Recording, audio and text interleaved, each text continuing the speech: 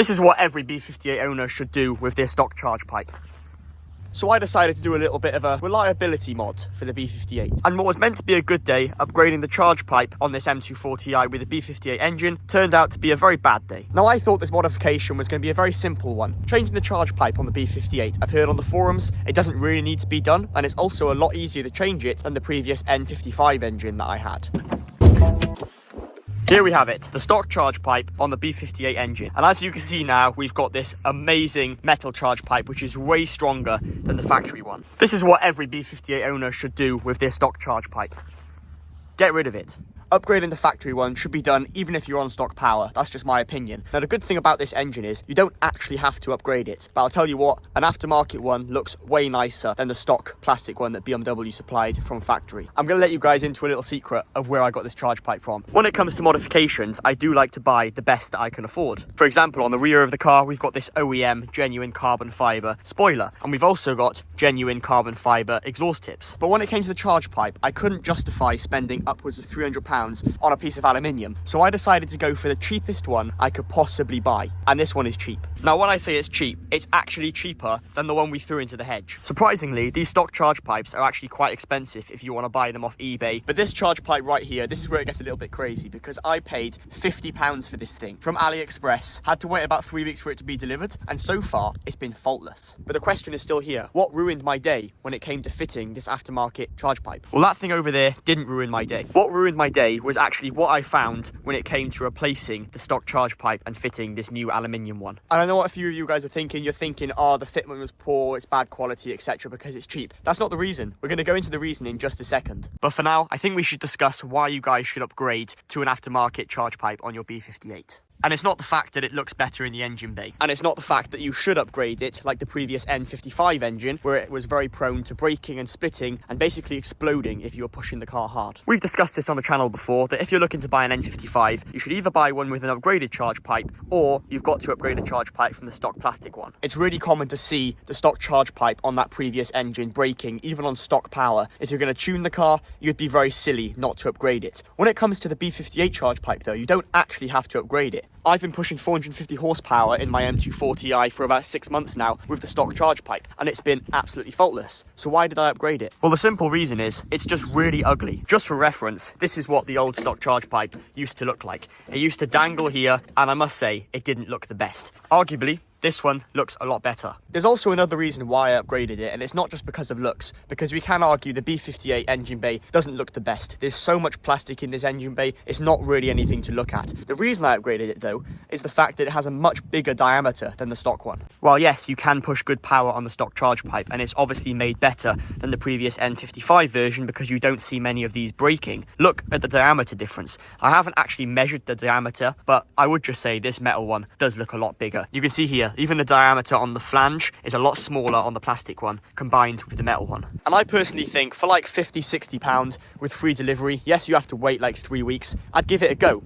So it's time now to discuss why replacing this charge pipe ruined my day. I'll explain now. If you're subscribed to the channel or you've seen my previous video, you'll know that I blew up the turbo on my B58, and it wasn't a good day. And I blew it up in a way that I wasn't really expecting. Now, I'm not going to go into detail of how I actually destroyed the B58 turbo on my M240i today, but if you want to see that video, it'll be linked up in the top corner here. But we talked about it and we kind of figured out why the turbo destroyed itself.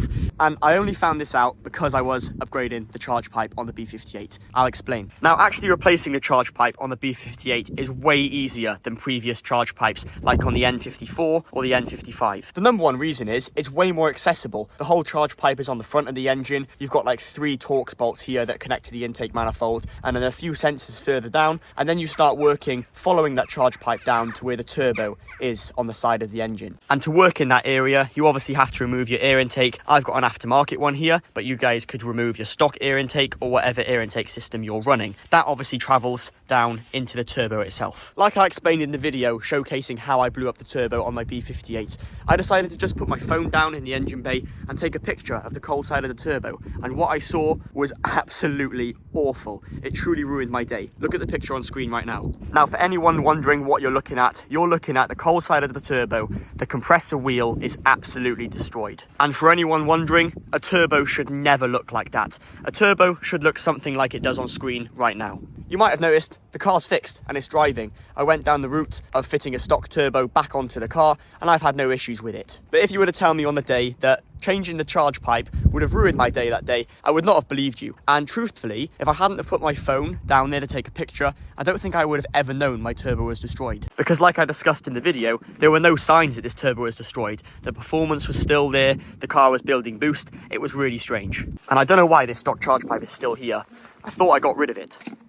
If you didn't know, I'm saving up for an LSD, and an LSD is the next modification on this car before I push any more power, hence why a stock turbo went on the car. But one cool thing I did notice about this charge pipe, the metal one that is the fact there's ports to do meth and all kinds of stuff. I never knew that there were ports on these charge pipes to actually inject stuff in. So let me know if you guys are running anything with these. I have no idea what you'd actually use them for, but I would like to know, so let me know in the comment section. The next important thing we should talk about is the performance gains with the actual charge pipe on the car. Are there any boost leaks? Has it been reliable? Has it blown up? Truthfully, no, it's been absolutely faultless. And this is one thing that people are concerned about with buying cheap parts, is the fitment. Is it going to leak? Because obviously if that leaked, you're going to be losing a lot of boosted air, which means your performance is going to be going down the drain. The easiest way we fitted this charge pipe was when we had everything off, fitting the stock turbo back on the car. So that is when we did it. And the fitment was actually really good. Truthfully, it was a little bit hard going on to the outlet of the turbo, but I applied a little bit of grease onto the rubber and it slid on perfectly fine. Regarding the fitment